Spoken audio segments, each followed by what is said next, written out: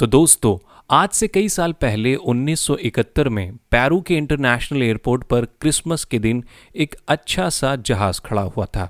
उसका नाम था लेंसा फ्लाइट 508। तो दोस्तों, इस जहाज को एक पेंगुएना नामक जगह पर जाना था और इस फ्लाइट के अंदर 91 पैसेंजर्स सवार थे। इस फ्लाइट के अंदर दो माँ बेटी भी थीं, 17 साल की जूलियाना कॉप्के और इसकी माँ मारिया। ये दोनों माँ बेटी जर्मनी से ताल्लुक रखते थे। ये फ्लाइट पूरी 1 घंटे की थी, लेकिन जहाज के उड़ने के आधे घंटे के बाद अचानक आसमान में जोरदार बिजली कड़कने लगी और हर जगह काले बादल छा गए। लेकिन बदकिस्मती से ये बिजली इस जहाज पर टकरा गई और ये जहाज हवा के अंदर ही तबाह हो बर्बाद हो गया और जहाज के कई टुकड़े हो गए। नीचे अमेज़न नाम का खतरनाक जंगल था। लोग हवा में ही इस जहाज से नीचे गिरना शुरू हो गए। 17 साल की जूलियाना भी हजारों फीट की ऊंचाई से जहाज से नीचे गिर गई। लेकिन इस लड़की की किस्मत बहुत ही अच्छी थी। ये सीधा नीचे जाकर पेड़ों के ऊपर गिरी। खुशकिस्मती से इसने अपनी सीट बेल्ट बांधी हुई थी, इसलिए ये अपनी सीट के साथ ही नीचे गिरी। तो दोस्तों, इस एक्सीडेंट में सभी लोग मारे गए, लेकिन सिर्फ 17 साल की जूलियाना बच गई। ये बेहोश हो चुकी थी और इसकी जो कॉलर बोन थी वो भी टूट चुकी थी और इसके हाथों पर और टांगों पर बहुत चोटें आई थी और एक आंख सूज गई थी, लेकिन फिर भी ये लड़की अभी जिंदा थी। जब जूलियाना को होश आया तो ये बिल्कुल ही हैरान हो गई। ये अमेज़न के खतरनाक और घने जंगल के अंदर बिल्कुल ही अकेली थी। जहाज का और पैसेंजर्स का कुछ भी पता नहीं था, क्योंकि ये लोग हवा में ही नीचे गिर के मर चुके थे। इस 17 साल की लड़की को कुछ समझ नहीं आ रहा था कि ये अब क्या करेगी। दोस्तों, उधर ये खबर फैल चुकी थी कि ये जहाज गायब हो चुका है और पूरे चांसेस हैं कि ये जहाज अब तबाह हो गया है। लेकिन अमेज़न के इस घने जंगलात में इस जहाज को ढूंढना बेहद मुश्किल था। मुसाफिरों की फैमिलीज इनका पता करने के लिए इधर उधर मारे मारे फिर रहे थे। इन्हीं मुसाफिरों में जूलियाना का बाप भी था और इस आदमी को यकीन हो गया था कि जिस जहाज में इसकी बीवी और 17 साल की बेटी सफ़र कर रहे थे, वो जहाज अमेज़न के घने जंगल में कहीं गिरकर तबाह हो चुका है। इसकी ज़िंदगी इस खबर के साथ मुकम्मल तौर पर तब्दील हो चुकी थी। लेकिन ये आदमी ये बात नहीं जानता था कि इसकी बेटी हैरत अंगेज तौर पर वो वाहिद मुसाफिर है, अकेली मुसाफिर है जो इस खतरनाक हादसे में जिंदा बच गई है और अब अमेज़न के खतरनाक जंगल में अकेली मौजूद है। सर्च टीम्स अमेज़न के जंगलात में जहाज़ को ढूंढने निकल पड़ी थी, लेकिन इस जहाज़ को यहाँ ढूंढना बहुत मुश्किल काम था। दोस्तों, इधर जंगल में जूलियाना के पास कुछ भी नहीं था। ये लड़की चश्मा लगाती थी और इसकी ऐनक भी टूट चुकी थी। इसका एक जूता भी कहीं गिर गया था। अमेज़न के जंगल में इस 17 साल लड़की को सबसे बड़ा खतरा उन जानवरों और कीड़े मकोड़ों से था इस जंगल में जो हर जगह मौजूद थे।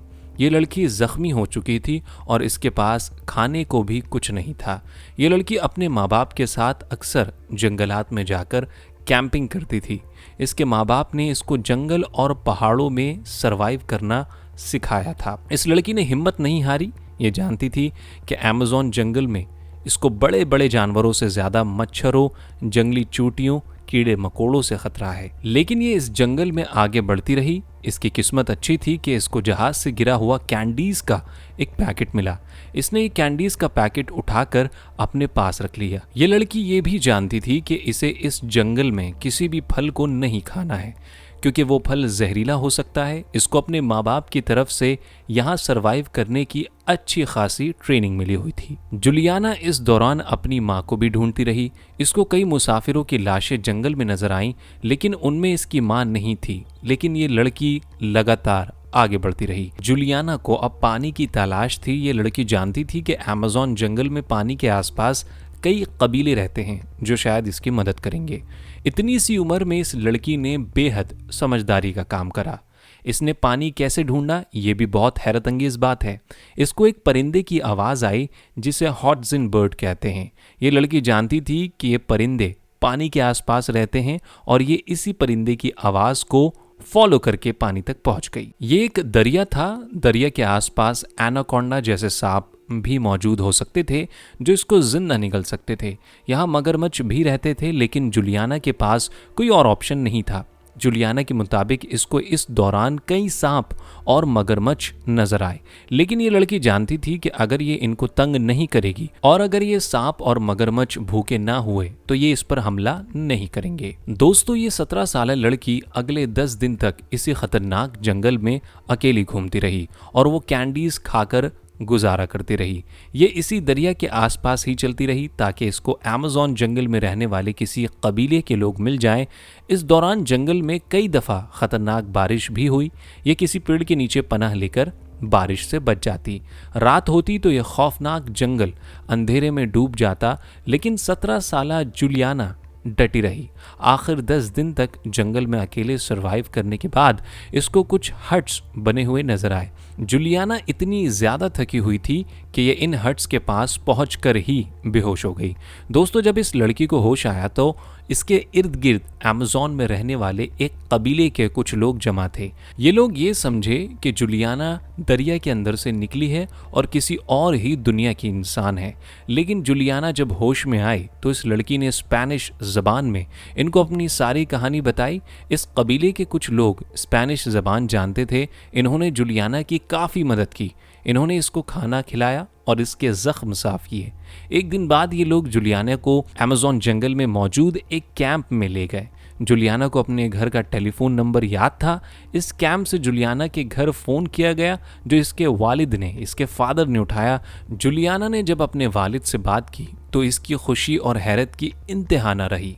इस आदमी को यकीन ही नहीं आ रहा था कि इसकी बेटी पहले तो 10,000 फीट से नीचे गिरकर जिंदा बच गई और फिर 10 दिन तक अकेली अमेज़न जंगल के अंदर जिंदा रही। बहुत जल्द उस बदकिस्मत जहाज को भी ढूंढ लिया गया, जिसकी बाकी सारे मुसाफिर मर चुके थे, जिनमें जुलियाना की मां भी शामिल थी। जुलियाना की ये सर्वाइवल स्टोरी बहुत मशहूर हुई थी। आज जुलियाना 66 साल की हो चुकी है। ये जर्मनी में रहती है और इसने अपनी यह हैरत अंगेज कहानी पर एक किताब भी लिखी है जिसका नाम when I fell from the sky है। जुलियाना की कहानी पर 2 फिल्म्स भी बन चुकी हैं। तो दोस्तों, उम्मीद है आपको ये हैरत अंगेज कहानी पसंद आई होगी। चैनल को सब्सक्राइब करना बिल्कुल भी मत भूलिए।